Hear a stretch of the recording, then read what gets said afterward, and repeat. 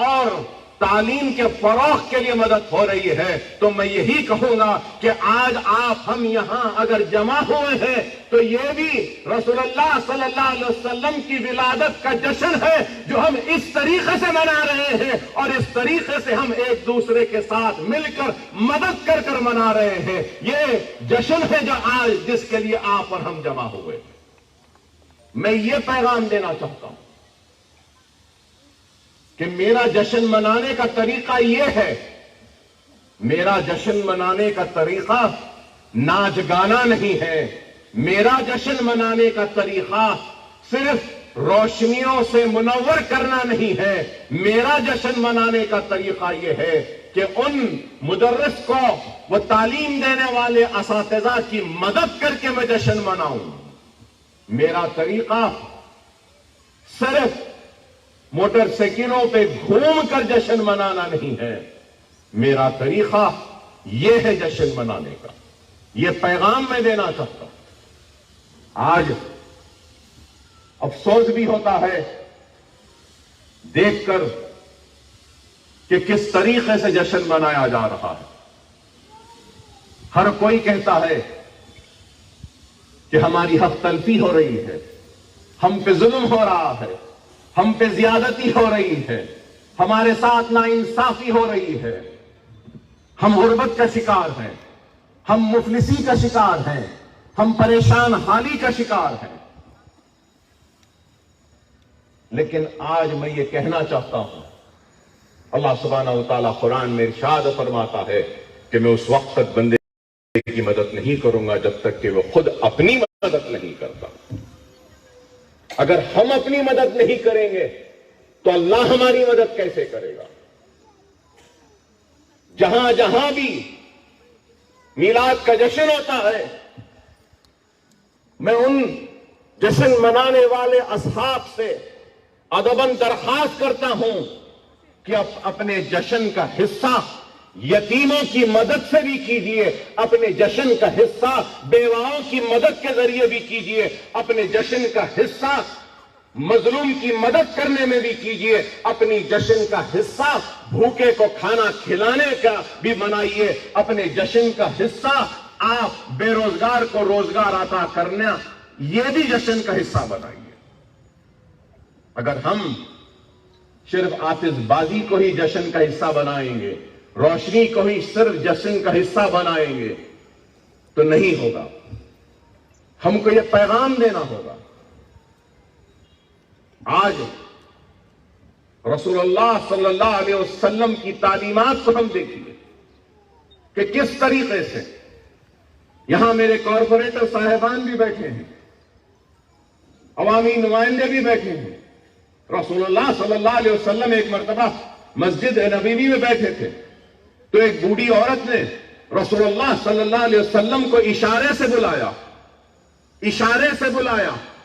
رسول اللہ صلی اللہ علیہ وسلم اس اشارے کو دیکھ کر نکل گئے اور جا کر اس عورت کی باتیں سننے لگے۔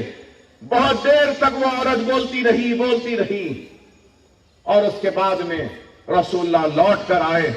صحابہ کرام نے پوچھا، یا رسول اللہ، آپ اس عورت سے بات کر رہے ہیں جس کے اوپر کوئی توجہ نہیں دیتا، لوگ اس کو دیوانی کہتے ہیں، لوگ کہتے ہیں کہ یہ عجیب و غریب عورت ہے، اور آپ اس سے اتنی دیر بات کر رہے ہیں جس پر کوئی توجہ نہیں دیتا، کوئی اس کے بلانے پہ نہیں آتا۔ تو رسول اللہ جواب دیتے ہیں، ہاں میرے لیے ضروری ہے، اس لیے کیونکہ اللہ نے مجھے رسول بنا کر بھیجا۔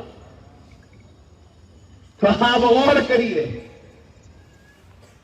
لیکن آج افسوس کہ ہمارے قائدین یا ہم جیسے یا میں اپنے آپ کو بھی شامل کرتا ہوں کہ ہمارے پاس فریادی کے فریاد کو سننے کی فرصت نہیں۔ کام ہو یا نہ ہو،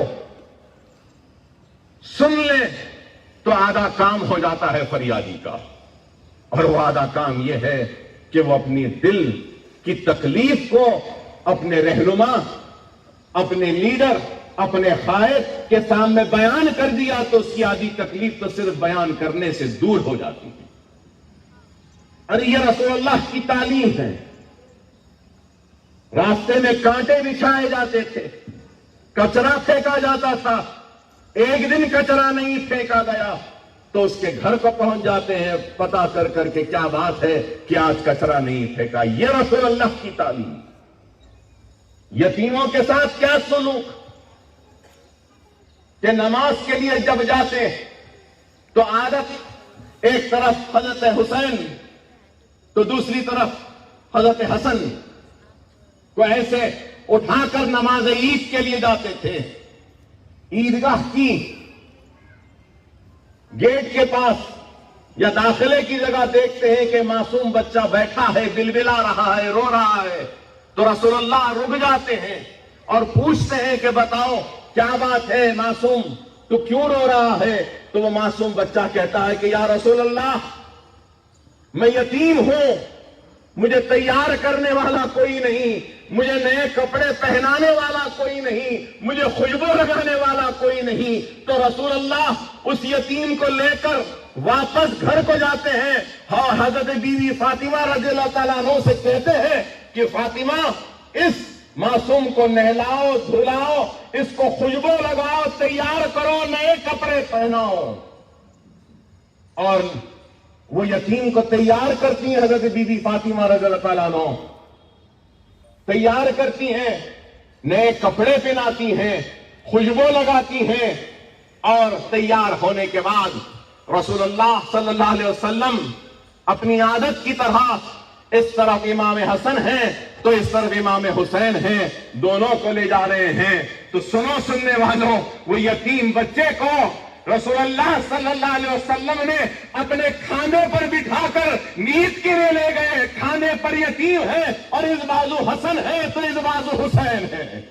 ارے یہ رسول اللہ کی تعلیم ہے, یہ رسول اللہ کی تعلیم ہے, یہ اسلام ہے. لیکن ہم آج کہاں جا رہے ہیں, کدھر جا رہے ہیں, کس طرف ہماری نسل, نوجوان نسل جا رہی ہے؟ دیکھ کر افسوس ہوتا ہے, دیکھ کر افسوس ہوتا ہے. ہزاروں روپے کا پیٹرول موٹر سائیکلوں پہ جلانے والے غریب نہیں ہوتے, لاکھوں روپیہ صرف کرتے ہیں روشنیوں کو, اجالوں کو جگمگانے کے لیے. وہ قوم غریب نہیں ہوتی. غریب وہ قوم ہے جس کے پاس علم نہیں. میری نظر میں کہوں گا کہ دنیا کہتی ہے کہ اکبر الدین اویسی کے پاس دولت ہے. نہیں, میں دولت مند نہیں ہوں. میری نظر میں زمین, جائیداد, ہیرے جواہرات یا پیسہ رکھنے والا دولت مند نہیں ہوتا. میری نظر میں اگر کوئی دولت مند ہے تو وہ علم رکھنے والا انسان سب سے بڑا دولت مند ہے. اور وہ مدرس, وہ ٹیچر, وہ استاد, وہ استانی ماں جو علم بانٹتی ہے وہ سب سے دولت مند ہے. جو آپ ہیں, یہاں بیٹھے لوگ ہیں. افسوس ہوتا ہے کہ لوگ ان اساتذہ کی فکر نہیں کرتے. لاک ڈاؤن کے وقت اسکول بند ہو گئے. ہر کسی کو یہی شکایت تھی کہ اسکول والے فیس لے رہے ہیں. ٹھیک ہے, کسی حد تک ان کی شکایت جائز تھی کہ اسکول کھلا نہیں لیکن فیس لے رہے ہیں. لیکن کسی نے یہ نہیں سوچا کہ اسکولوں کے اور مدارس کے بند ہونے کی وجہ سے جو اساتذہ بے روزگار ہوئے, جو تنخواہوں سے محروم ہوئے, ان کا گھر کیسے چل رہا ہے, کسی نے نہیں سوچا. اور آج رسول اللہ صلی اللہ علیہ وسلم کے غلاموں کے غلاموں کے غلاموں کے غلاموں کا ایک ادنا غلام اپنی جانب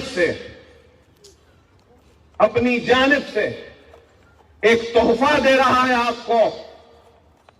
قبول فرمانے کی عنایت فرمائیے اور قبول کریے میرے اس تحفے کو بے شک کہ میرا تحفہ جو میں آج آپ کو دے رہا ہوں بہت کم ہے، اس کی کوئی اہمیت نہیں ہے.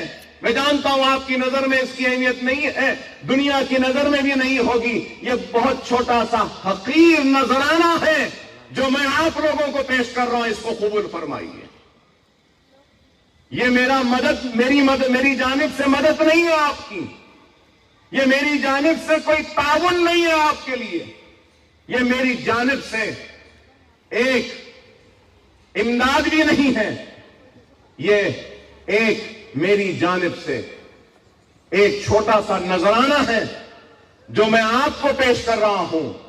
اس کو قبول کیجئے، یہی آپ سے درخواست کروں.